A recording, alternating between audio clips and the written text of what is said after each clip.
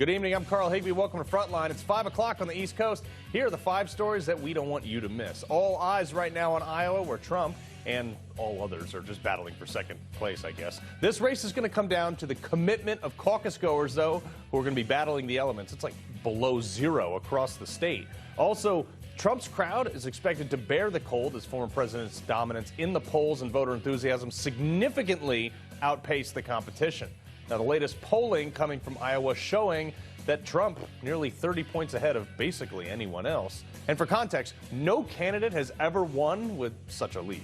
Now, Bob Dole obviously had a 12-point lead in 1988, and that was his victory. He remains the top, and a record that Trump is probably going to obliterate tonight. In other words, after 2 weeks away from the Pentagon, to the surprise to Congress and the White House, Lloyd Austin, the Secretary of Defense, he was released from the hospital after experiencing complications following prostate cancer surgery. This coming as news is that Iran's Revolutionary Guard is now launching ballistic missiles at ISIS sites in Syria. And then also, the current president watched his approval rating hit a new low of just 33%, 7 points lower than Dick Cheney was after he shot somebody, actually. But first, there was an actual insurrection over the weekend, and nobody's talking about this. Officers were assaulted, the White House was evacuated. Why is there no televised committee forming on this one? Let's do this.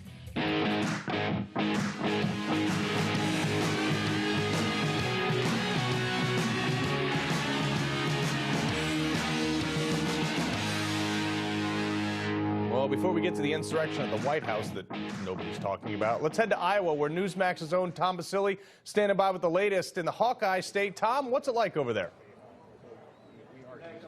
Yeah, talk about let's doing this. Let's do it already, right? This is going to be an exciting night. 8 p.m. Eastern time in 99 counties and 1,600 caucus locations all across Iowa in 20-degree below zero temperature. Tens of thousands of people are going to turn out for these caucuses, and caucuses, Carl, like we have never seen before, with a former president trying to recapture the White House and 2 potentially strong additional candidates, and Nikki Haley and Ron DeSantis, who are trying to make a run for it. Certainly the public polling favoring Donald Trump at this time. And so, you know, when it comes to Iowa, it's not necessarily about who wins. It's about managing and meeting expectations, right? And when it comes to this race tonight, it really is a lot less about Donald Trump and a lot more about Ron DeSantis. Whether or not Ron DeSantis is going to be able to meet or exceed expectations here. He has spent over $30 million. He has built a camp here in Iowa, visiting all 99 counties, knocking on tens of thousands of doors. He's built a political infrastructure here, but can he beat the public polling? Can he finish a strong second to Donald Trump so that his campaign can continue to move on into New Hampshire and into South Carolina? So, you know, that's really, I think, what we're looking at here is it's not really about whether or not Trump is going to win, but it's about the contours of the rest of this race and how the caucus results tonight sort of shape the race moving beyond Iowa into New Hampshire next week and then into South Carolina and beyond. Yeah, well, Tom Basile, try to stay warm out there. All right. Thank you so much. Well, the first step to winning the White House starts tonight, and Newsmax has you covered. Stay with us for coverage from Greta Van Susteren at 6, Rob Schmidt at 7, Eric Bolling at 8 as voting begins.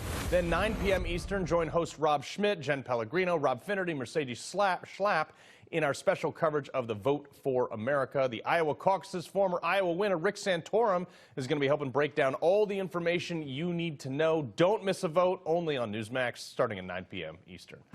All right, well, we'll get back to Iowa in just a minute, but first, there was an insurrection this weekend, storming the White House, assaulting police officers, tearing down fences. Where's that being reported? Basically nowhere, but here.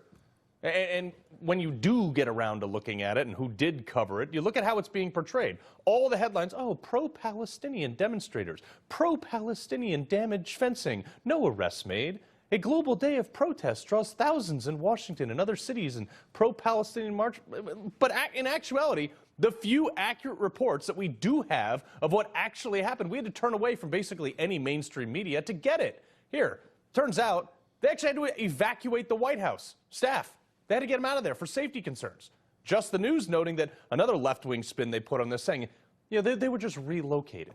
But yet, so was Congress on January 6th then. I mean, except this time, no officers shot protesters in the neck. They didn't get tear gassed and flashbanged, and there were no rubber bullets fired at them. That didn't happen to defend the White House. These people stormed 1600 Pennsylvania Avenue. They tried to tear down the fence at the White House, chanting, "All walls will fall."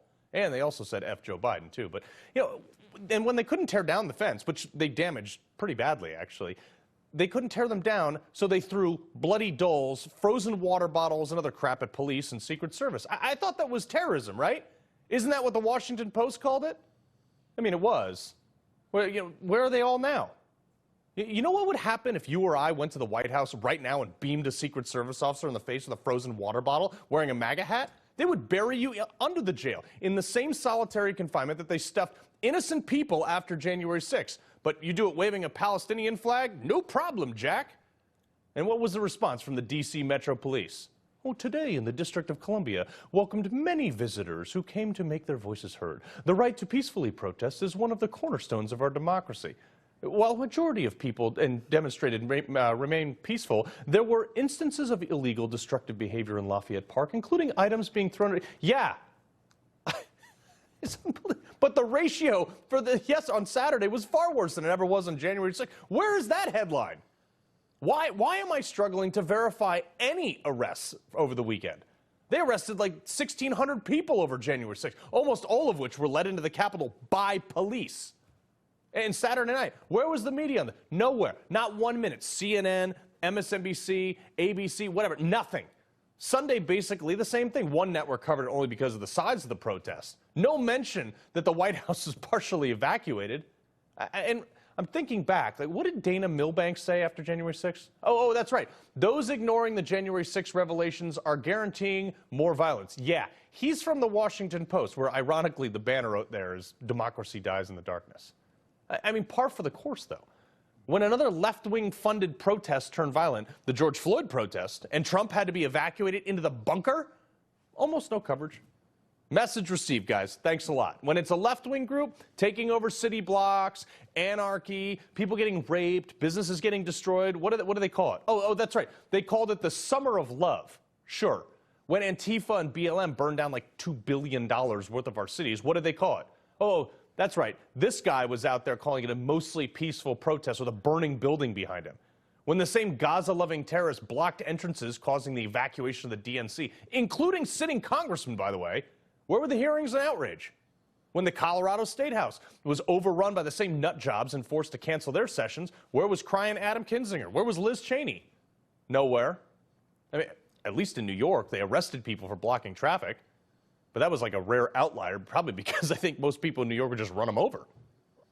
This pro-Palestine movement and the recent stunt of trying to storm the White House, it's just the next flavor of the well-funded liberal outrage machine.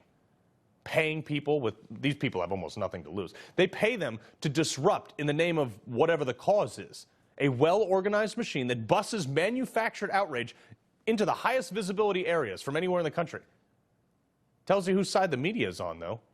Terrorist sympathizers turn your city into mayhem, and they won't even report on it. I mean, great job, guys. Really defending democracy. Awesome. But this Hamas stuff has gone further. These people are terrorists. They're advocating for the preservation of the enemy of America while exercising First Amendment rights in America. I mean, you like Palestine, you like Yemen, whatever, go back. I'm sure we can find a red state governor that will charter you a boat so you can get the hell out of here. Go back there if you think this place is so bad. But you don't.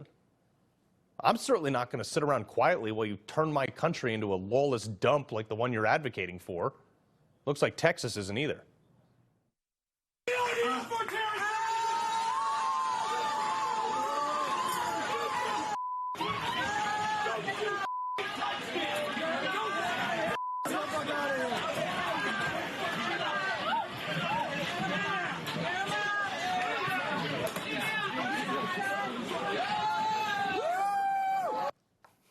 Bye-bye. Right before the camera cut, they suplexed the guy. Thank God.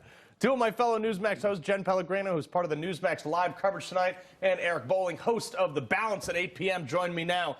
Eric, you were laughing at that because you Oh, saw don't mess with Texas. that was there's a couple other videos going around where people are just fed up with these protesters and they're just driving through the protest. Now it gets dangerous, so don't recommend it. But you were wondering how long it would take for them to do that. But can I just get to Iowa for a second? Yeah. Trump wins. I mean, there's no secret here. Trump's winning. The question is, what happens next to the people who don't win? Now, I think DeSantis is in a very good place to come back in 2028. Trump wins or loses to Biden, which is going to be a win. But whatever, Trump has to vacate. I think DeSantis is the heir apparent to MAGA when Donald Trump is done. And Trump, I think he'll have the forethought, the vision going forward to say, if I hand the torch over to DeSantis, he'll continue what we've done over the 4 years, 2016 to 20, 2024 to 28. DeSantis picks it up and runs with it. I think Nikki Haley has proved herself, not only herself not worthy of the office, but also proved that establishment, old school, rhino Republican is DOA. Yeah. They're done. I think she's going to have a miserable showing. Did you say the latest out now that half of her supporters would pick Biden over Trump if they had the choice? Are no you shocker kidding there. me? Yeah. Half of her donors may be Biden supporters. Exactly. Well, Yeah. but also the bigger thing with her is she's winning New Hampshire. Obviously winning second place in New Hampshire. Because of independents that weren't going to vote for Trump anyway. It's so funny. She said this week that this is a two-person race, and she's right. It is between her and Ron DeSantis right now. Trump, obviously, by far the front runner. You see it on Iowa. I think you're going to see that in the upcoming primaries as well. But you just look at the polling. You know what you're getting with Donald Trump, right? The American people know. They spent 4 years with him. They saw what he did. They've seen how Biden has destroyed and divided this country. With Nikki Haley, you have somebody that's flip-flopped all over the place. She supported Trump until she didn't, and she tried to get him back, and that didn't work. So I think. But you have two red state governor and former governors. I mean, the contrast couldn't be any more perfect for the America First movement, because in DeSantis you have America First. You have a red state governor who's done the things that we would like them to do. Who ran on MAGA, by the way. Who ran on MAGA, but he's not MAGA. I mean, Donald owns it. Trump owns the MAGA. There's no question. Well, Trump says Ron is MAGA light. Okay, so MAGA light, but what's take it next time around. Haley is anti-MAGA. She's the exact opposite. So if you want to know going forward, when eventually Trump won't be president, won't be in politics. Which is too bad. I think the program has to move to DeSantis. Doesn't matter if he went up against Trump in 24. Yeah, 28. Look, I served with Ron DeSantis. I really like that. I think he did a great job. He just, it's Trump's show. But I want to, go with this. He's obviously way behind. But even now, Nikki Haley is, saying something interesting about heading this to election. But listen to this real quick, Eric. I do know elected officials who encourage me to run and say they're going to vote for me in a primary, but yet have endorsed Donald Trump. That's just the reality of the situation. So, very interesting concept, because if you remember in 2016, there were those of us, I was over at Fox, and I was the first one there. Sean Hannity jumped on board. To his credit, he was Ted Cruz, but jumped very quickly. In 2016, I was seeing something that the polls weren't showing. I was seeing people really coming out for Trump, and Trump wasn't crushing the field the way he is right now. And it was the opposite happening. It was people saying, "Oh, I'm going to vote for Ted Cruz," but they're really voting for Trump. But they're embarrassed to say it. They were getting called. They didn't want to say they were voting for Trump. DeSantis is saying they're doing the same thing. They're saying they're voting for Trump because it's a popular thing to do, but they're going to vote for me. I don't think he's right, but it's a strategy. But that's the other thing too, is Cruz won the Iowa caucus fairly handedly, and back in 2016. So at this point, is DeSantis trying to play that same game? Like, well, the winner of this doesn't really matter. It's like he's ahead in every other state. Right. Well, he played it up, months ago that he's going to win Iowa, and now you're seeing, even all the campaigns now, I think, kind of downplaying the numbers a little bit. You don't know what the turnout might be, obviously, with the weather. But I think, with DeSantis, he's trying to downplay. He's saying, I'm the underdog here. And, I think we'll obviously see how the numbers play out tonight. Point spread predictions. Trump by 25, and Trump by 25, the left will say, "Oh, that's a loss." Yeah. If he doesn't hit 50 and win by 30, they'll call it a loss. But what's your prediction? Oh gosh, I'll say 30. Woof. Okay. We'll see. Triple Bob Dole. The Italian, that's Trump's favorite media personality right there. I know. That's right. That's true. I heard. All right, Thought that Jen was you Pellegrino, guys, Eric. I get a shout out from time to time, but nothing like you guys. All right, Jen Pellegrino, Eric Bowling, appreciate you both being here. Thanks, Carl. All right, well, before we head to break, Newsmax is covering tonight's action in Iowa live as it progresses, and now we're asking you to vote. We want to know what you think and who you think is going to win tonight's GOP caucus. Just head to @Newsmax on Twitter. Check out our poll. Make your voices heard. All right. Coming up, we're keeping an eye on the Iowa caucus. We await the results. We'll bring everything to you as soon as it comes when Frontline comes right back.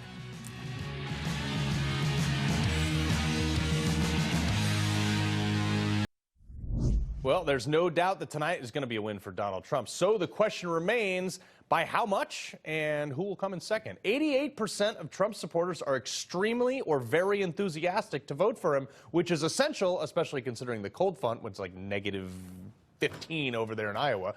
Now, that number sits at 39%, though, for Nikki Haley and 62% for Ron DeSantis. So, how are they going to get their supporters to actually come out in this cold? Former Pennsylvania Senator and the previous winner in 2012 of the Iowa caucus, Rick Santorum. Senator, the cold is a big factor, and look, especially for people with age, caucus goers and those types of people are typically a little bit older than me. They are, and you're going out in -22 to 30-degree temperatures. That's dangerous for someone who's that old. A lot of older folks are simply not going to come, and I think if you look at the polls, Trump does actually very well among older voters. So it could have an impact. Also, rural voters. It's a lot easier for folks in Des Moines to get to a caucus location, which they're close by, proximate within a mile or two, as opposed to having to drive 20 miles in roads that maybe dirt roads that aren't plowed. I mean, there's all sorts of issues that could weaken the Trump vote. On the other side, Trump has all that enthusiasm, says all the time. People will walk over glass. Well, we'll see if they'll walk over snow and ice. Yeah, literally, feet and feet of that stuff. So Nikki Haley, though, her supporters, this is a big mystery for a lot of her supporters. 43% of her voters said that they would vote for Joe Biden over Trump, which is like a hard pass for me. Yeah, this is the anti-Trump vote. I mean, it's the anti-Trump vote, and of course, independents can come and register as Republicans and vote in an Iowa caucus. Okay. So again, that's why I think if you look at the Des Moines Register and the pollster who said that her support is soft and is least likely to show up for a convention, and I wouldn't go out in the snow for her. Well, that's the point. Now she has the momentum, and momentum is a thing. As someone who rode momentum into a win in Iowa in 2012, it does matter that people start to think you're the person on the rise. And again, the other thing that people don't think about with an Iowa caucus is when you go to a caucus, if you have, like Ron DeSantis does and like Donald Trump has, they have caucus captains there. What are they supposed to do? They're supposed to work the crowd. Right. You go there and small in a rural area, much larger in some of the urban areas. But there are less than 100 people in a lot of these. Even less than that. I mean, in some counties you only have 50, 60 people in the whole county who show up. So the reality is you have an opportunity among your neighbors to talk with them and convince them to vote for somebody else. And if you don't have anybody there doing that, a Haley person could come in, a Haley person, and walk out a Trump person or a DeSantis person. Yeah, but if you go out in -30 in a snowstorm, do you think people are making their decision at the site? They may not be making their decision. They may have decided, but that doesn't mean they're going to stick with that decision. If you look back 8 years ago, Ted Cruz was 6 or 8 points behind Donald, 6 or 8 points difference between where he was in the last Des Moines Register poll and where he ended up. And a lot of that was because he had an organization, and 8 years ago, Donald Trump did not, and it cost him the election. Well, but here's the last question. I got about a minute left here. You have, Trump obviously comes out the winner of this. If he comes out winning by 20 versus 30 versus 40, what are the impacts? Yeah, I think the question is not margin of victory, it's 50. It's 50%. Is Trump someone who can get a majority of the vote? And if he does, if you look back where you have two similar races, Trump is basically an incumbent president running for re-election. The last 2 times there was a contested presidential primary was George Bush in 1992 and Jimmy Carter in 1976. In both of their early primary races, in both Iowa and New Hampshire, both of those presidential candidates got over 50% against their opponents. If he doesn't hit that threshold, then, number one, question whether he can win the nomination. Both Carter and Bush did, but they also both lost the general election. Yeah, but Trump breaks every norm and every rule on everything. I can't argue that. Yeah. All right, Senator Rick Santorum, appreciate it. All right, folks, we have some breaking news for you here. According to reports, Iraq's Erbil airport has stopped air traffic after explosions were heard above the city. There's 3 U.S. personnel were wounded, apparently, in the attack by Iran-backed militants, according to the Pentagon right now. We're going to keep you updated on this story as we hear more. But coming up, corrupt Atlanta DA Fani Willis is trying to blame race for her troubles now. Judge Andrew Napolitano is going to break that down next.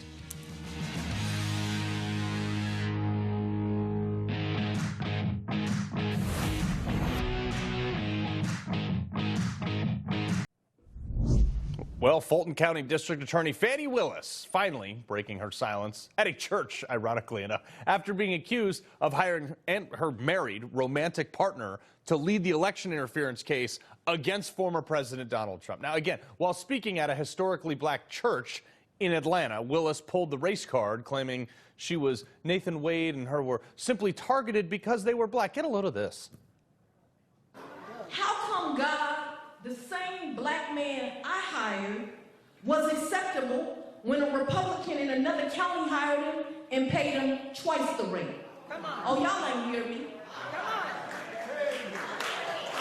In another county, the elected official has the authority to pay him twice the rate. Why is the white male Republican's judgment good enough, but the black female? Well, one, that was a private transaction, and she's paying off the government with no permission, by the way. I mean, like, when all else fails, pull the race card. Claudine Gay, Letitia James, Chicago Mayor Brandon Johnson, New York Mayor Eric Adams. When they make a bad decision and everybody starts criticizing them, they jump out and say, oh, race card. But what about the fact that they actually do things wrong? Newsmax senior judicial analyst Judge Andrew Napolitano, where are the bar complaints? Where is the financial investigation of whether or not she even had the authority to fork over almost $750,000? Carl, good evening. Under the Georgia state law, she has the authority to hire an outside law firm, and the rates paid that law firm are fixed by law. So the statement she made, aside from all the racial stuff, is correct. She can do it, and other county prosecutors can do it. I understand that eyebrows were raised when Nathan Wade was hired, not because people thought or suspected he had an intimate relationship with her, but because this is not a field of law that he is known to have an expertise in. So everybody was scratching their heads like, well, why is she hiring him? Now, what will the judge do? The judge will probably say, you know, Ms. Willis, I couldn't care less who you're sleeping with. However, this is why it's a potential ethical problem for lawyers to have a relationship with each other, an intimate relationship in litigation. The client doesn't know about it. Are you making judgment calls that's best for the client, or are you making judgment calls because of the relationship you have with this other lawyer? Who is her client? The people of Fulton County. Correct. She is popularly elected. She sues in behalf of the state, but she represents the voters in Fulton County. That's the county that Atlanta's in and the suburbs surrounding Atlanta. So she has created a mess for herself. I agree with you on that. Does this affect the case against President Trump? Other than that, we're talking about it. Other than that, she's embarrassed and humiliated. It doesn't, because this does not affect the relationship of the government to the defendant. Well, the other thing too is, for example, the prosecutor engages in misconduct by hiding evidence or bribing a witness, well, that would affect the case. But because one prosecutor is sleeping with another, that's not going to result in a dismissal of the case. But also from a talking points perspective too, this guy was held in contempt. A financial stipulation, but also, and this is where I need you to weigh in, sir, a contract shows that Fani Willis was offered a top RICO expert in a lower hourly rate than her alleged lover was in the case. She offered $150 per hour, and that was according to the contract obtained by the Daily Caller News Foundation. How much is this going to weigh into the fact that maybe she did something wrong here? Maybe she's making decisions on the basis of her relationship with Mr. Wade, not on the basis of what should be the best for the government's case. If that is the case, if a judge finds that, it is the judge's duty to remove her from the case. And whoever is next in line, whoever is next in charge in her prosecutorial office will be in charge of the case. And that person will decide if Mr. Wade stays or if this other lawyer who has a lot more experience comes in. Now, here's where it could affect the case. If she's off the case, Carl, and Mr. Wade is off the case and a new lead counsel has to come in, they're not going to try it as quickly as they had hoped. Or maybe there are thousands and thousands of pages of documents in this case for a new team to get up to speed on. Yeah, which, but that's the one case that could actually put Trump in jail because it's a state case. And it doesn't matter how much power he has over, federal government at that point. Judge Andrew Napolitano, appreciate it, sir. All right, well, before we head to break, Newsmax is covering tonight's action in Iowa live as it progresses, and now we're going to be asking you to vote. We want to know, who do you think is going to win in GOP's caucus and by how much? Just head to @Newsmax on Twitter and check out our poll. Make your voices heard. All right, the first step to winning the White House starts tonight. Newsmax has you covered. Tune in tonight, 9 p.m. Eastern, as our hosts Rob Schmidt, Jen Pellegrino, Mercedes Schlapp, and Rob Finnerty in our special coverage of the Vote for America, the Iowa caucuses. Don't go anywhere. Back in a sec, folks. All right, weird enough, all eyes are still on Iowa, where Donald Trump remains just absolutely way ahead. Just hours from now, the Hawkeye State will vote in their more than 1,600 local caucuses statewide. Joining me now via phone, EVP of the Trump Organization, Eric Trump himself. You're there right now. What's the atmosphere up there, Eric? Well, Carl, it's been amazing. I was here a bunch this week, did a bunch of events. I mean, everywhere I went, I'm clearly not on the ticket, but everywhere I went, I mean, I was seeing hundreds and hundreds of people. I had larger crowds than any of the candidates that were in the state, so that's got to be a good sign, considering, again, my name's not one of the boxes you're going to be checking. But, people in Iowa, they love America. They love red, white, and blue. They stand for everything you stand for and I stand for, and frankly, your network stands for. And they believe in the Constitution. They believe in religion. They believe in the Second Amendment. They're sick and tired of seeing American weakness around the world. I mean, you're probably covering it, I imagine, this segment, but there's just a massive U.S.-based cargo ship that got literally missiled. I mean, it's on fire right now, but it got missiled off the coast of Yemen. And, that would never happen under my father. You think these guys would have been sending their missiles at U.S. ships if Donald Trump was in office? Nope. Not a chance. Yeah. Look what he did with ISIS. He ended ISIS in about 2 seconds. But, our country's a mess right now. There's wars breaking out all over the world. He really does believe that World War III is coming based on American weakness and the fact that you no longer have anybody standing up to these crazy people and, a lot of different places. And, and then you look at our economy. I mean, look at prices, look at gas prices, oil prices, overall inflation, the cost of everyday goods, eggs, food. I mean, our country's a mess, and all the Democrats want to focus on is, whether or not to allow, 6'5", men to swim in, NCAA collegiate swimming. And, our priorities are off. The administration is lazy. They're not only incompetent, but they're lazy. And I think people want their country back, and I think it's why we're going to have a great night tonight. Yeah, well, Biden's been on vacation for 40% of his term anyway.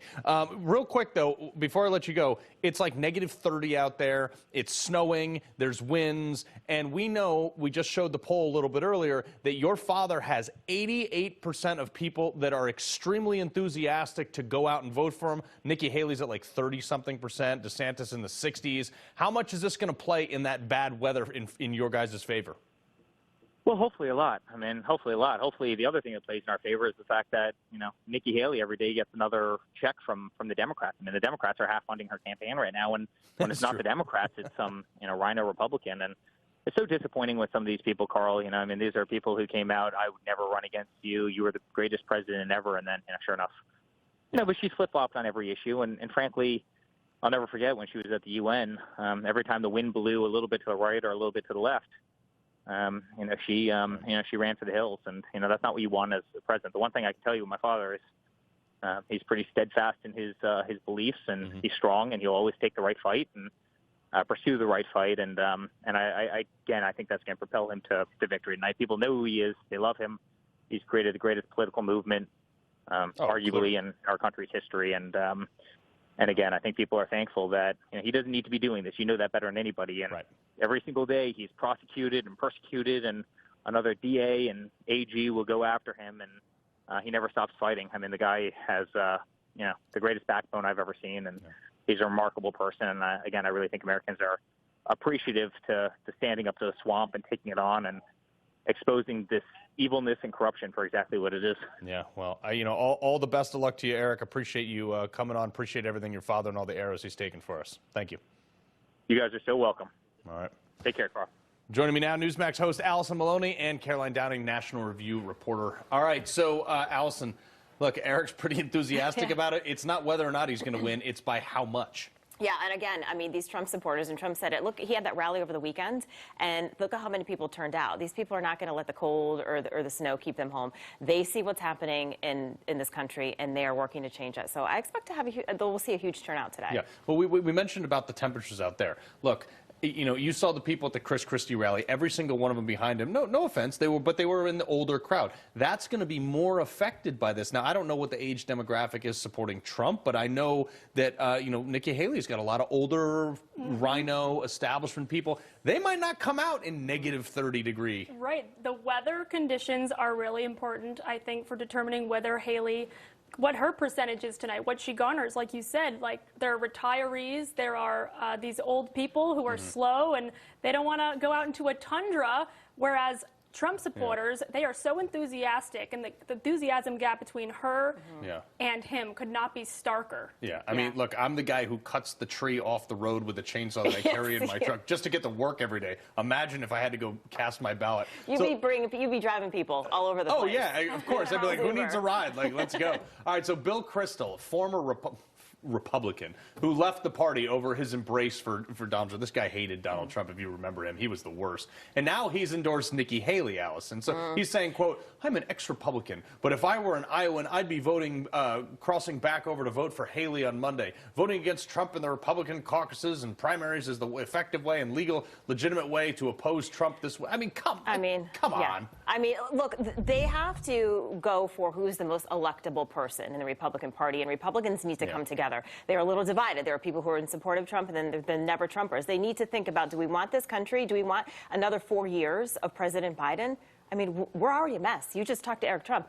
We will be way worse. Yeah, we'll be, I mentioned with the rest of the countries. But real quick, Caroline, I want to get to this because all these polls, to Allison's point, say, well, Nikki Haley might be more electable in general. I say nonsense, but they're just assuming that all the Trump people are going to get on board and then support, which they won't. Right. They're very staunchly pro-MAGA. I think they may refuse to reach across the aisle. And I say across the aisle because, frankly, we could conflate Nikki Haley with progressives because a lot of the time her rhetoric mimics Democrats. And the fact is, why is her enthusiasm? Why do her supporters not care about her as much on the ticket as Trump supporters do? Yeah. They care a lot more about him. Because she just blows whichever the way of the wind. And the other thing, too, is like she was just caught saying like she couldn't say if men can be women and women. It's like, are you kidding me? You've got to take a stance. Republicans want people who are going to be authentic and honest and take a stance on things. You can't go back and forth. There's no ambiguity on that question. No. Men and women's sports, are you kidding me? They have an overwhelming physical advantage. If you can't call a spade, you are not equipped to be the Republican nominee. Are you saying you can't beat me in a boxing match? Unequivocally, no. All right. Allison Maloney, Caroline Downing, appreciate you stopping by. All right, quick breaking news update for you. As I mentioned earlier, Iraq's Erbil airport has stopped air traffic after explosions were heard above the cities. Reuters is continuing to report that U.S. officials say that no U.S. facilities were impacted by these missile strikes, no U.S. casualties. This conflicts with the earlier report we just said, but as of now, we have no U.S. casualties. We're also closely monitoring the story. We're going to keep you updated as the news comes in. But coming up, what does Taiwan's election mean for the growing threat from China? We're going to discuss that in our threat assessment next.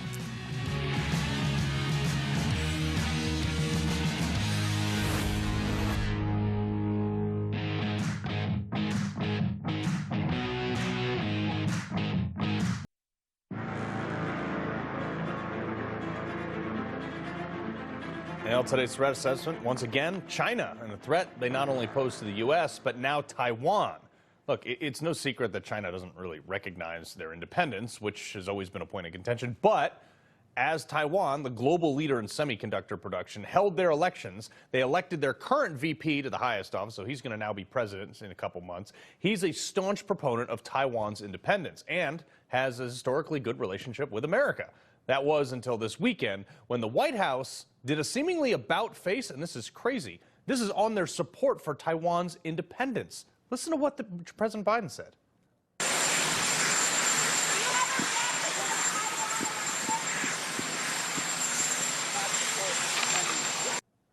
We do not support the independence of Taiwan. I'm Joe Biden, destroying world peace, like one region at a time. Host of the Michael Savage podcast, Michael Savage himself. Michael, this guy has been wrong on every foreign policy for half a century. Can we take 10 more months of this? What can you say about a man who doesn't know where he is? Now, let's talk about Taiwan for a second. It's a thriving, booming economy, as you said, creates the greatest number of semiconductors, which we use. China wants to gobble them up and steal what the anti-communists built in Taiwan. People should understand that Taiwan was created when people fled the communist revolution on the mainland of China. And they created a nationalist group on Taiwan. And look how they have thrived by throwing off the shackles of communism. So why would Biden say we don't support the independence of Taiwan? Well, tomorrow, Stumblebum Joe could say we don't support the independence of Israel. They should be rolled back into Transjordan. I don't know what the man could say tomorrow. Does he know where he is or what he's doing? No, that's the problem. But the other thing, too, is, and nobody's tying this together in any mainstream media. So Taiwan, semiconductors. What is one of the primary ingredients they need for semiconductors? Neon. Where is neon produced? Ukraine. Why do you think China is in Ukraine now? Follow the money, Carl. That's why Zelensky won't let go, and just the other day said, no, we don't want a truce. We don't want a ceasefire. It will only benefit Russia. Let's kill another few 100,000 Ukrainian men. What do I care? Yeah. What do I care if we kill a few 100,000 more of my men? Having a good time here on top of the world. Yeah, he doesn't care at all about his military at all. I want to get to something else totally unrelated, but the FAA. Okay, so look, the FAA, air traffic control, make sure people, go up in the air safely and come down safely. Well, they're actively recruiting workers who suffer from, quote, severe intellectual disabilities, psychiatric problems, and other mental and physical conditions under a diverse... Also, epilepsy. You can't drive a car if you have epilepsy, yet they're going to put them in an air traffic control tower? I'm sorry. The Bible says you shall not curse the deaf nor put a stumbling block before the blind. I'm a compassionate person. I had a brother who was, let's say, disabled. So I'm very, very sensitive to people who are blind and disabled. Sure. But for years, I've used reducto ad absurdum as a technique on radio to say if this keeps up, this political insanity in America, we will soon see blind pilots on airplanes. Well, how far away are we from seeing blind pilots with seeing eye dogs in the cockpit of the cabin of a streamliner?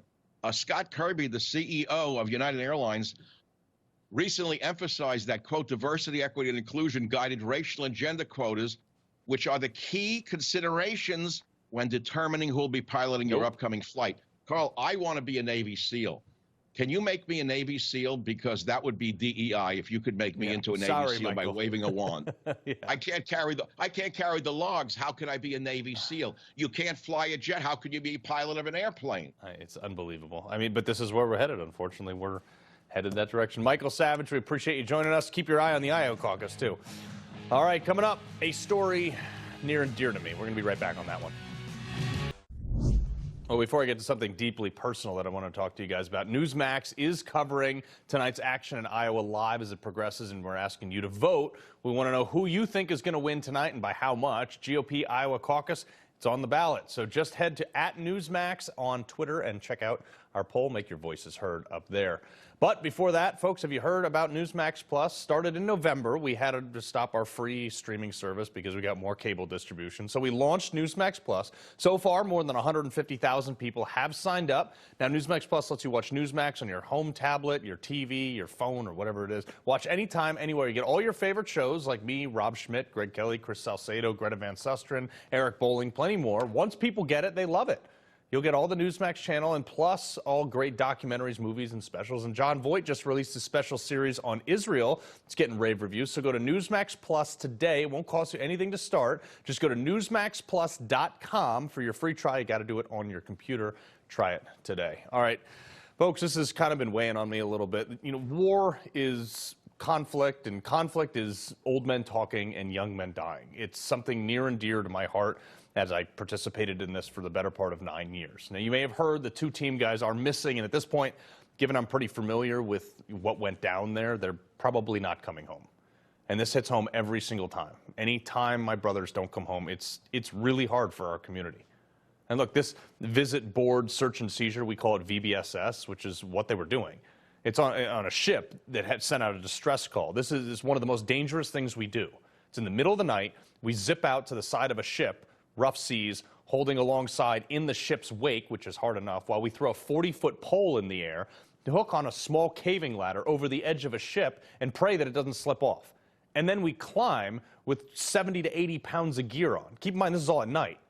Then you have to take control of a potentially hostile force hiding amongst all that junk on a floating storage container the size of 2 football fields with 8, maybe 16 guys if you're lucky. This is why the standards are so high for this line of work. When I hear about the DEI and we got to let everybody in there, BS. This is when it counts. This is why you can't have people there because of their skin color. You got to have them there because they're the best at their job. These are the risks that we know and accept when we sign up for this. But you know what we don't sign up for? Having to do this really dangerous work because of really bad foreign policy, failed foreign policy from this administration. Lives are lost over foreign policy all the time, and they're wasted. And good men don't return home because administrations, especially this one, has failed at every aspect of peacekeeping. And when they say, these D.C. people, oh, we'll just send in a SEAL team to clean up someone else's mess that they created, by the way. You got to understand this. We're fathers and sons and brothers. We're not a number on a chalkboard or some pawn that you move around. You spend tens of millions of dollars training each one of us. This administration values that money more than our lives. This was entirely avoidable. Entirely avoidable. They didn't have to fail on foreign policy like that. But because we were over there defending capitalist interest, we were there. He better not be checking his watch when my boys come home. Greta's next.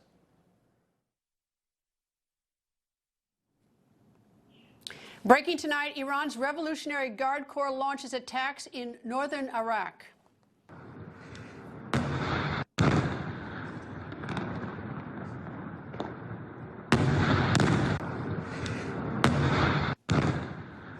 The IRGC claiming responsibility, saying it launched ballistic missiles on espionage centers and, quote, gatherings of anti-Iranian terrorist groups near Iraq's northern city of Erbil. Security sources telling Reuters that explosions were heard nearby the U.S. consulate as well as civilian residencies. However, no U.S. facilities have been impacted. Reuters says 2 civilians have died, 5 others wounded. This is a developing story. We're going to bring you more updates as we get it. Also tonight, well, it's here. The Iowa caucus. Right now, Iowans are heating up their cars, putting on their sub-zero weather gear, and about to head out. This is the first in the nation contest, and the stakes could not be higher. Good evening and welcome to The Record. I'm Greta Van Susteren. After weeks of crisscrossing Iowa's 99 counties, 2024 presidential candidates are closing in on the official start to the 2024 election, the November election. The doors open less than an hour, and caucusing begins an hour later at 7 p.m. local time. Iowa caucus goers, as they make their way to their caucus locations, are facing not cold weather, but life-threatening weather. There are more than 750 caucus locations, schools, churches, community centers, and this is where candidates' representatives will do a final pitch for their candidate and then the voting by secret ballot. While there's no set list of candidates at the Iowa caucuses, former President and 2024 Republican frontrunner Donald Trump is hoping for a record margin of victory. His competitors, Florida Governor Ron DeSantis and former UN Ambassador Nikki Haley, are fiercely fighting for second place. Meanwhile, Mother Nature doesn't seem to like any of them because she is making it extremely unpleasant for anyone to leave one's home and go caucus. Tonight on The Record, we're going to take you live to Iowa and inside candidates' campaign headquarters. But first, the state of play. And let me caution you, right now, no one knows what impact that weather I talked about is going to have. We only know that it will have an impact and that at this hour the weather is wildly cold and dangerous. But here are the latest polling numbers, subject to change ahead of tonight's caucuses. Trump has a nearly 30-point lead over the other Republicans. He's at 48% among likely Iowa Republican caucus goers.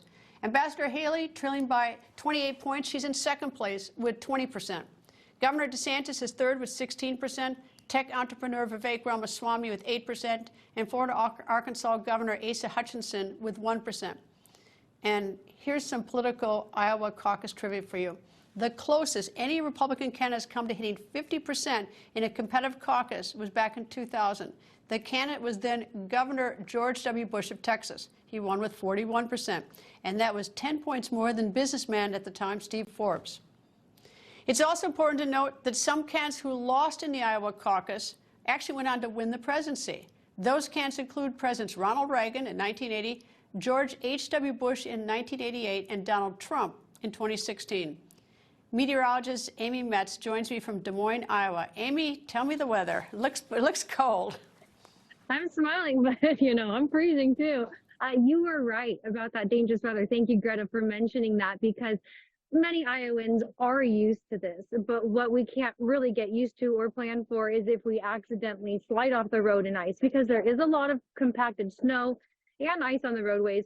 The completely covered areas are near Cedar Rapids, mostly to the south and the southeast of Cedar Rapids right now. Impassable roads, they have all been cleared. So earlier this morning, I was talking about that, but it's easier to drive around. The problem right now, the wind chill is so cold.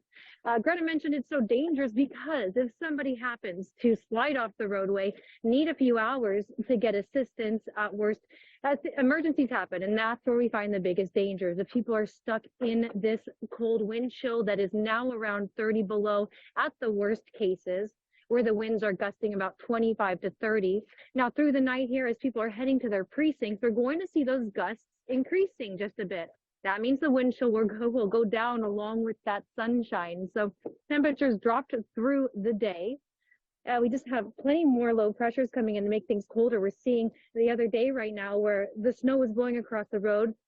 That's not the problem today, but some of that snow did settle down on the roads, and that's where we're getting those patches of ice. So just take your time heading out. Allow some extra time, please, just to be safe. Have that emergency car kit, extra battery charger for the phone in case you have an emergency. You're traveling places with no cell service. Just make sure you have all those emergency items at hand. So we'll turn it right back to you, Greta. Amy Metz, thank you. You can go inside. Thank you. Now, despite this dangerously cold temperatures, the presidential candidates did crisscross the Hawkeye state, making last-minute pitches to the voters. I believe that Iowa is going to speak loud and clear. You're first in the nation for a reason. You got to get out. You can't sit home. If you're sick as a dog, you say, darling, I got to back. Even if you vote and then pass away, it's worth it, remember? If you're sick, if you're just so sick you can't, darling, I don't think, get up. We're going to go all the way until the last hour because we know what situation we're in.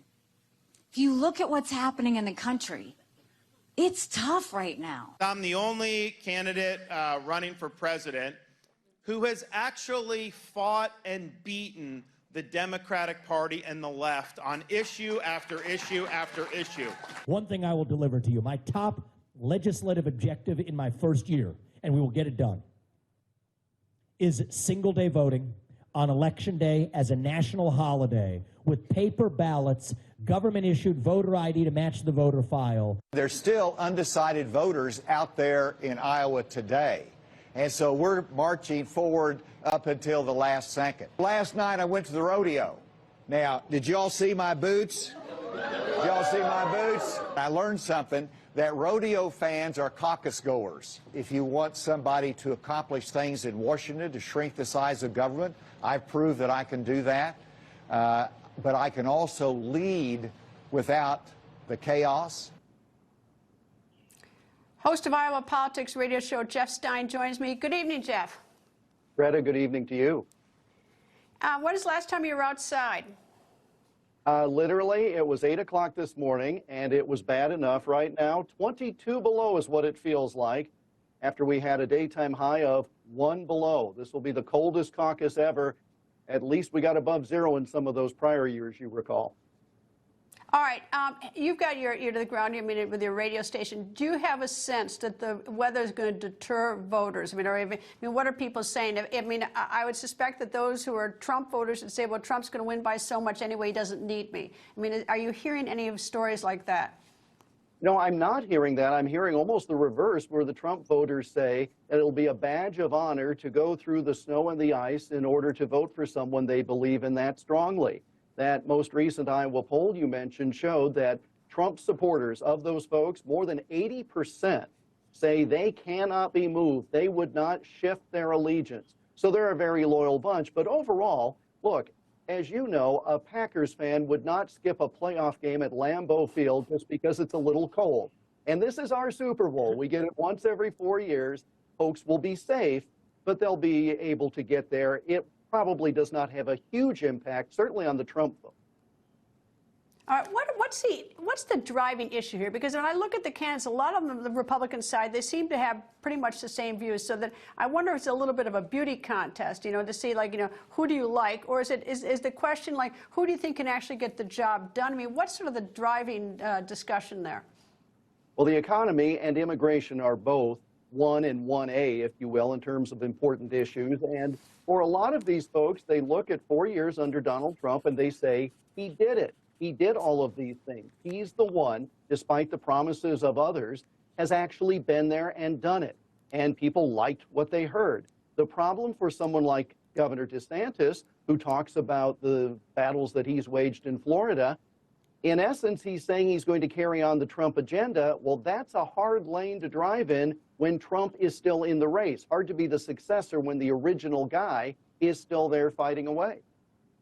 You have a very popular governor, Kim Reynolds. She endorsed Governor DeSantis, but has that had no impact on moving his numbers because he's running third behind, at least in the latest poll, behind Trump and Nikki Haley? DeSantis did what you normally would do. You get a popular politician to endorse you. You get the evangelical leaders to endorse you. But unfortunately for him, after those public endorsements were made, his poll numbers actually dropped, and they have not yet recovered. And if he finishes third, with all due respect to the governor, I don't know where his path to victory is. He needs to finish second here. He very well might, because a lot of Haley's support either comes from independents or Democrats who may cross over. Those are the ones who are most likely to check the thermometer and say it may not be worth the trip to town. Jeff Stein, thank you. A very exciting night in Iowa, and of course for the country as well, as we're all watching. Thank you, sir. Thank you, Greta. Well, Iowa is not the only state facing wild and dangerous weather. A winter storm bringing snow and freezing temperatures to the southeast is prompting the governors of Mississippi and Alabama to declare states of emergency there. But those states are not the only victims of this out-of-control weather. Snow, sleet, freezing rain are also moving in parts of eastern Texas, Arkansas, and the Tennessee Valley. And if you are in the Northeast, do not think you are getting spared, because starting tonight, the National Weather Service says the storm system is expected to strike the Northeast. Philadelphia, New York City are expected to end 700-plus day streaks without an inch of more of snow. Meanwhile, in Baltimore, Mayor Brandon Scott is announcing his city's annual Martin Luther King Jr. Day Parade was canceled due to weather. Mayor Scott posting on social media, quote, "Snow accumulation and freezing temperatures across Baltimore means that we are making this difficult decision out of an abundance of caution for attendees' safety," end quote. So now Baltimore is looking into options for rescheduling that parade. Coming up, politics can make very strange friends. Back in 2016, one senator joked about Trump's makeup and said Trump had small hands. But today, that same senator is cozying up to Trump. Let me tell you who and why when we come back.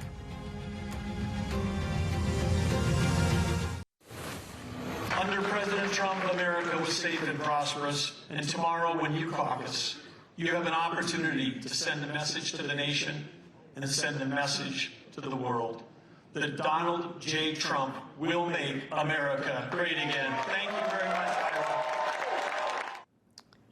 North Dakota Governor and now former 2024 Republican presidential candidate Doug Burgum throwing his support behind his former opponent, frontrunner Donald Trump. And Governor Burgum is not the only one. Trump also picking up an endorsement from Florida Senator Marco Rubio.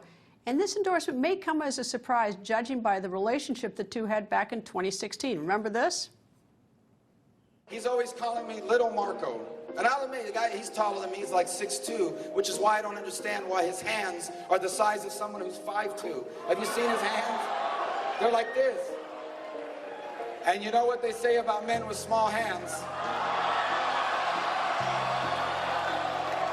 You can't trust them. He said I had small hands. Actually, I'm 6'3", not 6'2", but he said I had small hands.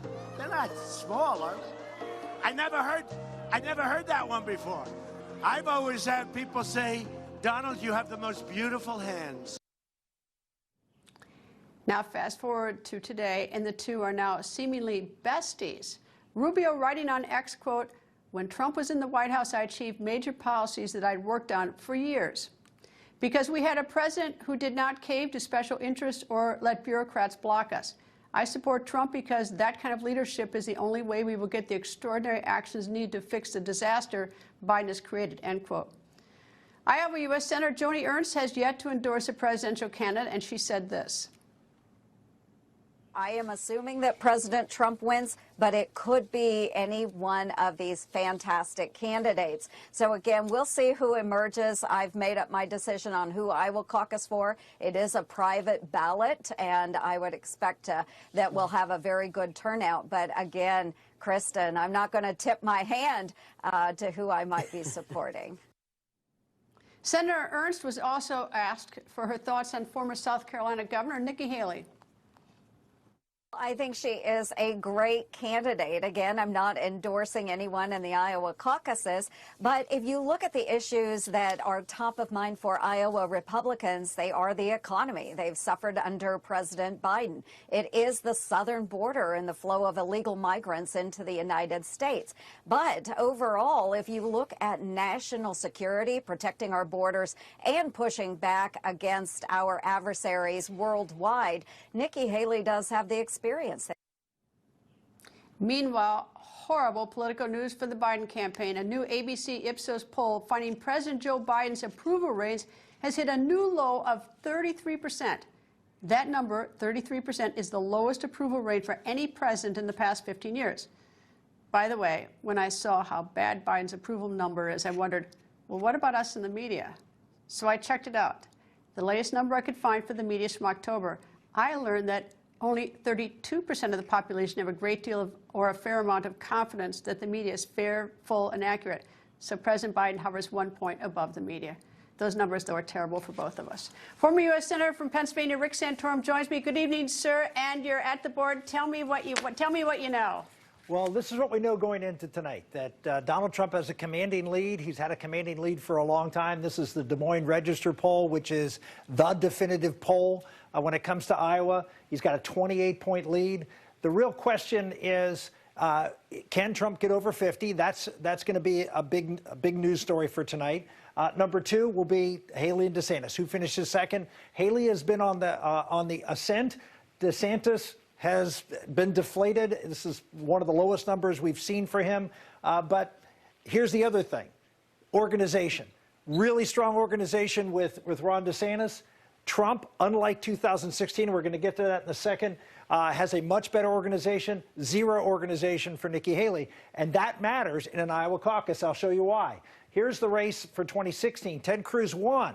The Iowa Des Moines Register poll actually had Trump winning, but Cruz came back. It was 3 or 4 points down in that poll and actually won by 3 points. Why? Organization. Go back to 2012. There we go. 2012. Same thing. I was 6-7 points behind in the Des Moines Register poll.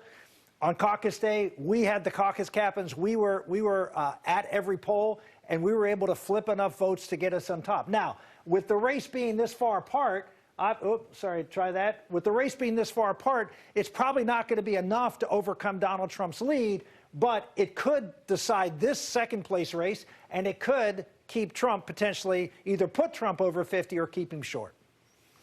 Okay, but here's another factor, at least I assume, is if you have a lot of your voters in, like, Des Moines, it's going to be easy for them to get to the caucus place. If you're from a more rural area with this dangerous weather, I would imagine that it'd be harder to get your caucus voters to caucus. Yeah, absolutely true. And if you look at the Trump support, Trump is in the red here. these are all rural counties. Now that's Sioux City, and that is Council Bluffs, and you got a couple of cities, Davenport and Dubuque. But most of Trump's support is in the rural area, and this time I expect to see almost this entire map being red, except you look at these counties that Rubio won. Those are the counties that Haley and DeSantis will be stronger than Trump. Now, Trump may still win them, but he'll win them by less. And these are the urban counties. That's Davenport. This is the University of Iowa. That's Des Moines, Polk County. Those are the areas you have to look for. If turnout is higher there, as opposed to these rural areas, that's going to have an impact on this race. All right. After tonight, everyone expects Trump to win. Is there any chance in your mind that Trump's not going to win? And I'm going to turn to New Hampshire. Is there a chance? Of course, there's always a chance. The weather could look. Trump's voters are generally older. They're generally more rural, and he's got a big lead. And there might be this. He's got a big lead. Doesn't need me to come out minus 22 degrees, and there could be. DeSantis with, he says he has 50,000 votes identified. Maybe he does a great job getting them out. It is it's a black swan event, but it could happen. We'll be watching a lot going on in Iowa anyway. Senator Rick Santorum, thank you. Thank you, Greta. And thousands of pro-Palestinian protesters trying to break into the White House grounds on Saturday. They damaged portions of the anti-scaling fence as they hurled objects at police and chanted, quote, "Break it down. You support the murder of children." The Secret Service confirming there was damage to the fence, but it was quickly repaired. The Secret Service, though, had to evacuate White House personnel from the White House. And coming up, the Iowa caucuses could set the tone for the upcoming 2024 primaries. We're going to tell you about the key primary that's only 8 days away when the record continues.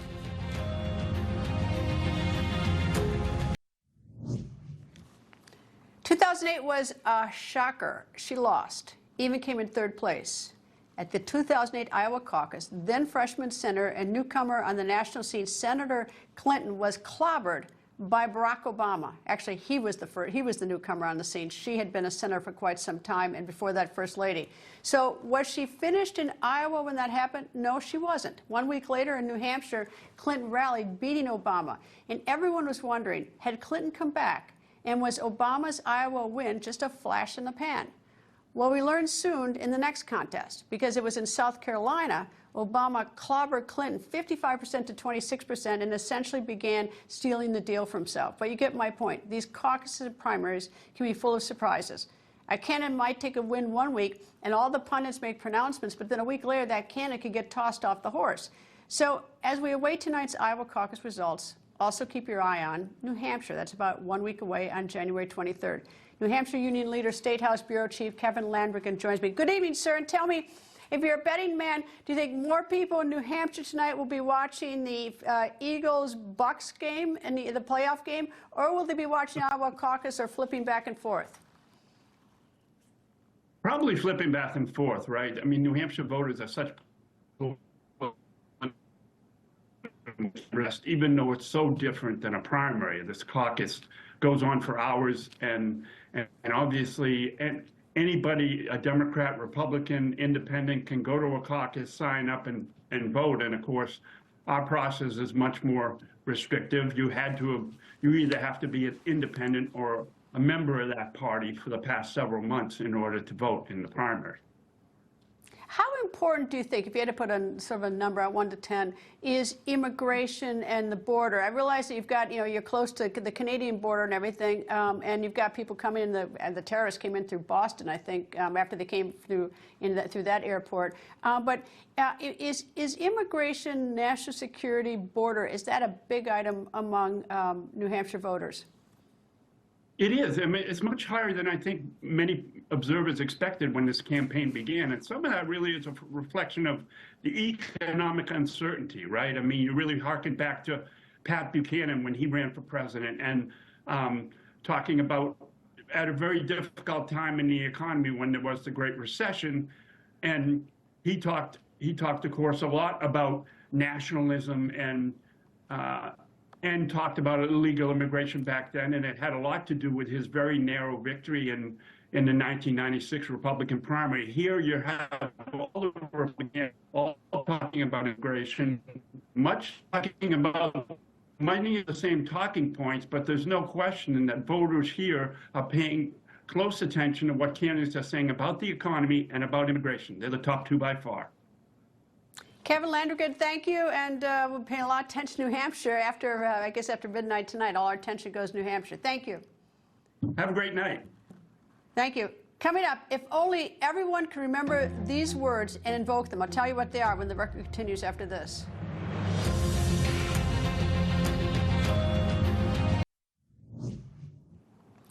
Reverend Dr. Martin Luther King Jr. on a late summer day in 1963 on the Mall in Washington, D.C. said in part, quote, "I have a dream that my 4 little children will one day live in a nation where they will not be judged by the color of their skin, but by the content of their character," end quote. He also spoke that day about peace, opportunity, and so much more. Dr. King had so much hope for his family and hope for all of us. As you know, he was assassinated when he was 39. Today is his birthday. He would be 95. And on November 2, 1983, former President Ronald Reagan signed H.R. 3706, officially creating Martin Luther King Jr. Day as a federal holiday. Dr. King was assassinated when he was merely, as I said, 39 years old. And his murder, it was such a loss for his family, but such a terrible loss for our nation. Democratic Representative for Florida, member of both Foreign Affairs and Veteran Affairs Committees, Sheila Shirfullis McCormick joins me. Good evening, Congresswoman. Good evening. Thank you so much for having me. I know you're younger than I am, so you weren't you didn't go through the Martin Luther King assassination. But I tell you, the world sort of stopped. It was Martin Luther King, and then a short time later is RFK Jr. But I want your thoughts. If Martin Luther King had lived on, he hadn't been assassinated, what do you think would have been the impact he could have had on our country? I think that our country would have really stayed on course in dreaming a big, audacious dream, such as ensuring that every American could actually live with freedom, justice, and equality for all. And we would have saw more of his dreams being attained, I believe. One of the biggest things that Martin Luther King advocated for was economic justice and having the dream of actually every American having 3 meals a day for their body, having culture and education for their minds, and freedom for their spirits. And I think we all would have been on the same trajectory. And I don't believe that this rise in extremism that we're seeing would have been rising to this capacity. What do you see, though? That, I mean, there's obviously, at least I think, among some criticism in this country that racism is called out for everything. That everything that goes wrong is it's racism. Do you agree with that or not? Well, no, I don't agree with that racism is called out for everything. I think that there has to be a reality check. And that was one of the things that Martin Luther King did really well, is had the nation look at itself with compassion and understanding that with centuries of policies that were made to enslave, to actually set people back and hold them oppressed, that there's no way possible that we're not feeling the effects of today. And we still experience systematic racism, but we're also experiencing sexism. We're also still experiencing so many Americans who are actually poor and who are oppressed by poverty. And so those realities, I think, would have been more digestible right about now if Martin Luther King was alive. And we wouldn't be looking at it from the lens of these things happened years ago. They're still in our system, and we still see people who are benefiting from the privilege. So as we move forward, we just need to be open to taking that honest look at our country and our history. But you look at privilege. I mean, let's say that you're a kid who grows up in a single family, and I'll say you're a white kid, and your mother's an alcoholic, you don't have any father, and you're getting shuffled around from foster home to foster home. And yet in some people's minds, you're privileged because you're white. Do you think that's fair? No, I don't think that's the reality of privilege. Privilege isn't just based on the idea that you're a white person or skin color. It really has to do with economics. And that's why the economic and social injustices that we see is really important for us to address. Because the truth is that a poor person in the United States really suffers the same impact. In my district in Florida, we see that a poor person who's in my district or in the state of Florida has the same fate as someone who's white, black, or Hispanic. And you won't have access to good health care. You're probably struggling with housing right now. And you're probably struggling trying to get your child into a good school so they can have a future. And I think that's the reality of our nation. When we talk about admitting the issues that we have with color, we have to address and be honest, because we still have certain people and certain groups, especially black people, who are always seen to be unethical, who are always seen to be somehow, some way implicated in things that may not be true. And those assumptions are present. But we also have to recognize that there is still white supremacy out there and white supremacists who are pushing these ideologies. And once our nation can come to a place where both sides, both parties, don't shield white supremacists or white supremacism policies, then I think we can actually start moving and attaining that reality of freedom for all. Congresswoman, thank you very much for joining us. I hope you come back. I want to talk Haiti with you next time you come back. I know you're on House Foreign Affairs. It's an important topic, at least in my mind. Thank you for joining me. Thank you so much for having me. Fulton County DA Fani Willis breaks her silence, neither admitting nor denying her alleged affair with the man she hired as chief special prosecutor to prosecute Donald Trump. Here is the DA, in part, at a celebration service for Dr. Martin Luther King, Jr. You cannot expect black women to be perfect and save the world. The Lord is completing us. We are not perfect. We need your prayers. We need to be allowed to stumble. We need grace. With that kind of support, we will move mountains and do Jesus' will. I'm a little confused. I appointed 3 special counsel, as is my right to do, paid them all the same hourly rate. They only attacked 1. Oh Lord, they gonna be mad when I call them out on this nonsense. First thing they say, oh, she gonna play the race card now. But no, God, isn't it them who's playing the race card when they only question 1? Special Prosecutor Nathan Wade, with whom she's alleged to be having an affair, is African American. The other 2 special counsels she appointed are white. Republican representative for Utah, a member of the House Education Committee, Burgess Owens, joins me. Good evening, sir. And both Claudine Gay, the former president of Harvard, and now Fani Willis, both very successful women, claim that they assert that they are the product of racism in their troubles.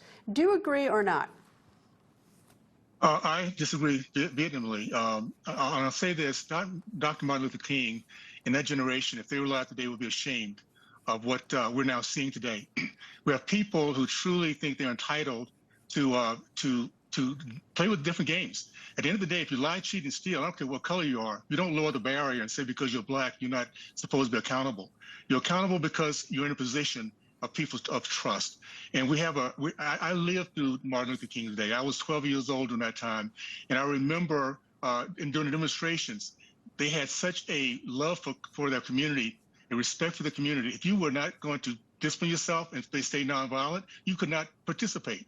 You look at the way they dressed themselves, because they were commanding respect. Not by begging or saying we deserve because of my skin color. They want respect because they were showing meritocracy. And that was the bottom line. We have today a number of black Americans who get to where they are in positions of power, overseeing so many of these black communities that do so poorly because they're not given the choice of freedom of school, a freedom of a good job or a good business. They celebrate when Black Lives Matter comes through and burn down all the black businesses. So no, this is the time to reflect on the fact that the American dream is still alive and well. And we need to make sure that we're not listening to that voice you just heard a minute ago of how bad we're doing when that person is truly privileged to be an American citizen and a congressperson to serve this nation at this particular time. So let's be proud of who we are. Let's not look down on each other because of our colors of our skin. And let's not listen to the naysayer who's always complaining about what they don't have. And meanwhile, they're not allowing the American people to truly achieve the American dream they deserve to have. How do we move in the better direction? I mean, it's, because obviously there's a problem. It's easy. It's up to the American people. And that's what's happening right now. Black Americans are sick and tired. They've given these promises about the Democratic Party for decades, and they're realizing nothing's gotten better. Matter of fact, it's gotten worse. So let's leave it to the American people to understand that their needs should come first. We should be proud of who we are, proud of our country, looking at each other inside out, not outside in. The American people this time around, 2024, are going to speak their voice. And believe me, those folks who've been dividing us, who've been doing this oppressor and presser thing for all these decades, they're done. We're tired. And so we're going to see that blacks, Hispanics, Asians, Jewish Americans now, they're realizing we have a party that's not been in our best interest, and we're going to start voting the right way to get our country back on pace and give our kids a legacy of hope and a remarkable future, because we understand what they're up against right now. Congressman Burgess Owens, thank you, sir. Hope you come back, sir. Thanks, Greta. Appreciate it. Coming up, we're going to take you live to the 2024 presidential candidates' headquarters in Iowa. That when the record continues. Well, it's getting close, just before 6 p.m. in Iowa, and that's caucusing begins when the clock then strikes 7, which is Central Standard Time, and we have live coverage on the ground. Senior correspondent John Huddy, he's at Trump headquarters in Des Moines, Iowa. John? Yeah, hey, Greta, I'm at the Trump viewing party here, and there's a ton of media, and I've been kind of scooching over to let people through. But not a couple Trump campaign officials have showed up. I did speak with a senior advisor to former President Trump a little bit earlier, who told me they are expecting a victory. He wouldn't get into the numbers, what the margin is, and that's really the question everybody's making. The Des Moines Register released a poll showing that President Trump, according to this latest poll, is polling at about 48%, Nikki Haley 20%, Ron DeSantis behind at 16%. Really, DeSantis, as we know, has been throwing tens of millions of dollars into his campaign here with the help of 3 different super PACs, really hitting the ground here, going to all 99 counties. And he really needs, and Tom will talk about this coming up, but he needs to pick up that evangelical vote, which is what Ted Cruz did back in 2016 when a record, I believe, 187,000 people voted as part of the Iowa caucuses. They're not expecting that amount tonight. It is very cold. It wasn't like last week when I was here, when it was a balmy 30 degrees. It is -3 degrees right now. Tonight it's supposed to drop down to about -10 degrees. So with the wind chill, that could be about -20, -25. But Iowans, as you well know, they're a hardy bunch. They're going to be coming out nonetheless, at least those that I've talked to both last week and over the last few days here as well. So the Trump team, they're expecting a victory. They're expecting to carry that on to New Hampshire, but really it becomes then the fight for second place. Will Nikki Haley retain the second place lead that she has right now, or will Ron DeSantis and the time he spent on the ground come up and take second place, or will he be going home back to Tallahassee? We'll see. But this really kicks it off tonight, is the big night and really the start of the overall race. Greta, back to you. John Huddy, thank you. Let's bring in Newsmax host Tom Basile. Tom is at the Event Center in Des Moines, Iowa. So, Tom, tell me what you think.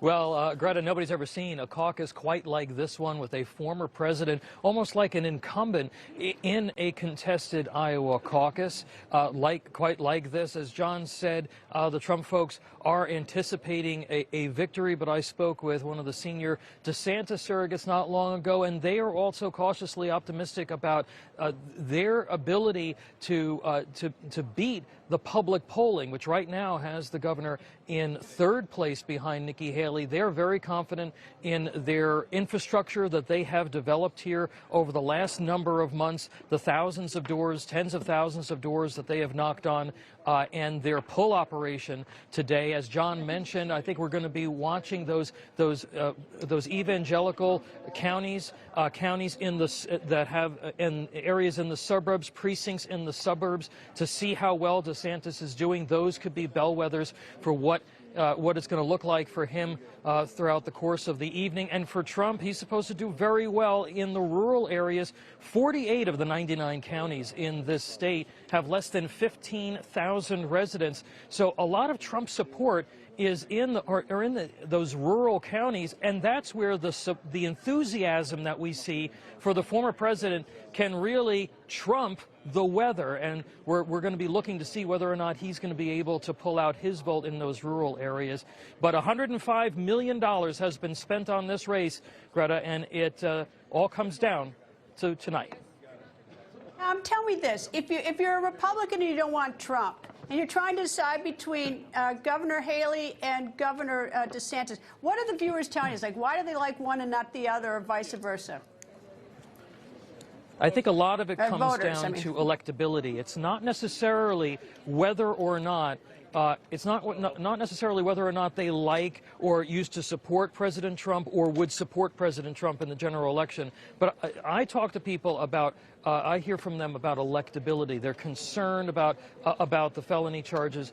They're concerned about polarization, and they're looking for something different. It's not necessarily an anti-Trump vote, but they believe that they still have to decide between.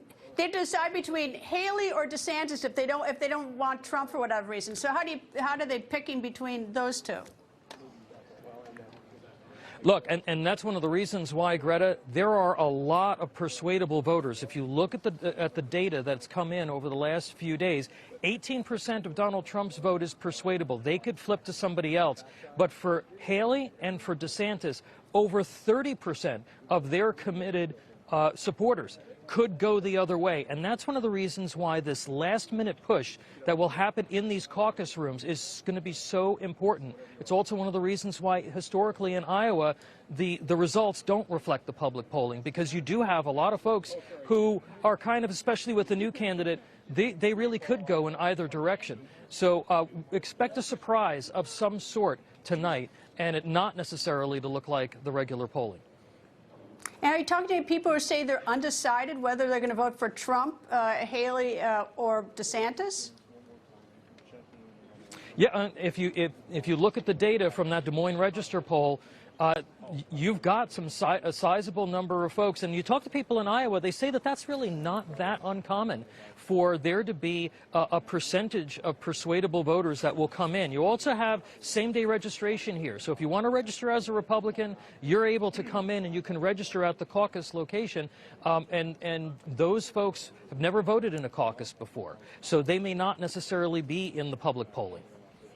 Tom Basile, thank you very much. Have fun tonight.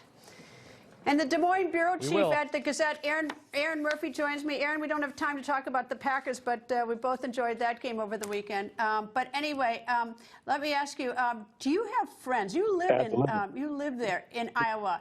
Do you know people who right now are undecided how they're going to caucus tonight? It's amazing when you talk to Iowans, and it's easy to forget for those of us who live and breathe this every day and have been covering these candidates for months and months, that there are people who come to this late stage of the game and still haven't settled on a candidate. I talked to people out of the debate here in Iowa last week who went into that and came out of it still undecided. I talked to a gentleman yesterday at a Nikki Haley event in Ames, Iowa, just up the road from Des Moines. He was still undecided about who he was going to support. So a lot of people really do take this thing right down to the wire and make up their mind at the last second. All right, 50%. If President Trump got 50%, that would be huge. Last one to get anything high was 41%. Bush 43 in 2000. Is there any thought that he could hit 50% in Iowa tonight? I think it's possible. It would be remarkable, but he's been around that number in the polls for a long time now, and he does have the organization this time to capitalize on that. Unlike 8 years ago, that they have a much better ground game this time in Iowa, and so if the polls are accurate or even close, then they do have the organization to capture that support. And it could happen. I wouldn't be surprised. That's one of the most interesting things we're watching for tonight. All right. I see in the background, I assume you're at the filing center. I see all this media. How much of the out-of-town media are complaining about the weather? We heard a lot. Yeah, I'm not far from John. I didn't realize he was right here. I could probably wad up a piece of paper and have thrown it into a shot. But yeah, and look, hey, the locals are complaining too. You know, we're from Iowa, we're from the Midwest. We're used to the winter, but this is spectacularly frigid temperatures, and it's obviously something to watch for tonight to see what impact this has on turnout. This is cold. This is really cold. And worse yet is, I sort of joke a bit about it. It's profoundly dangerous. I mean, it's not. I mean, it's as bad as a hurricane coming ripping through your town. It's bad. Your car breaks down and you're in deep trouble. But anyway, I'm going to take the last word on that. Aaron Murphy, thank you very much, and enjoy the evening. Coming up, if you're ever in Des Moines, This is a must-see. When the record continues, because I'm going to show you.